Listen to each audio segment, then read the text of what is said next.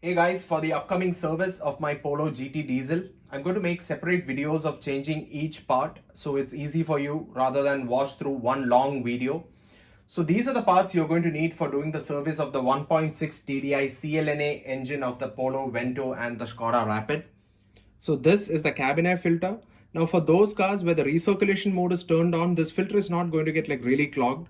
But in any case, it is cheap. So I usually end up changing the cabin air filter for my car for every service. This is the fuel filter.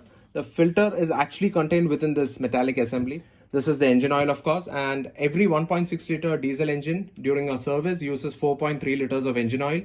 This is your oil filter assembly. This is from VW OEM, and these are the O-rings for the oil filter.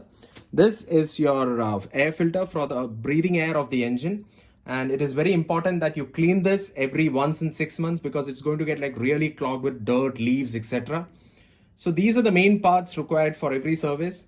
Now, I don't usually change the drain plug of the engine oil sump, and I usually end up, cleaning it with a discarded toothbrush. The internal threads as well as the external ones on the drain plug, and then I reuse it, and that's fine because I don't observe leaks on my car so far. So I guess that's all for the parts. Now we'll do the service and I'm going to be explaining how to go about doing it.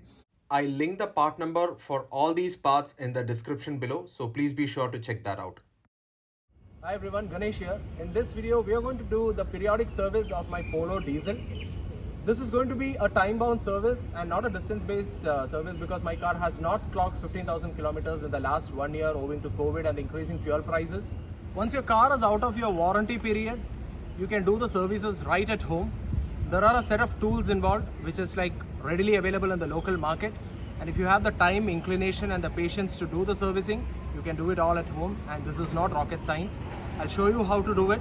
It is very easy and is very cost effective.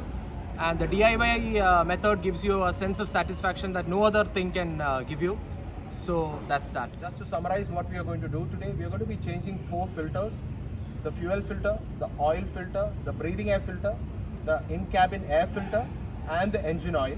And I'm going to be making separate videos for the convenience of the viewer. 3 filters can be changed without jacking up the car. The fuel filter, the cabin air filter, and the breathing air filter. So we'll change these 3 filters first. Then we'll jack up the car and drain the engine oil.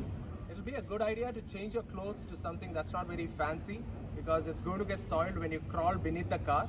So I'm going to be changing to my company supplied overalls from this to this. These are my company supplied overalls and they are made of thick cotton fabric and they prevent a lot of scratches etc. when working in close quarters with mild steel and other metals.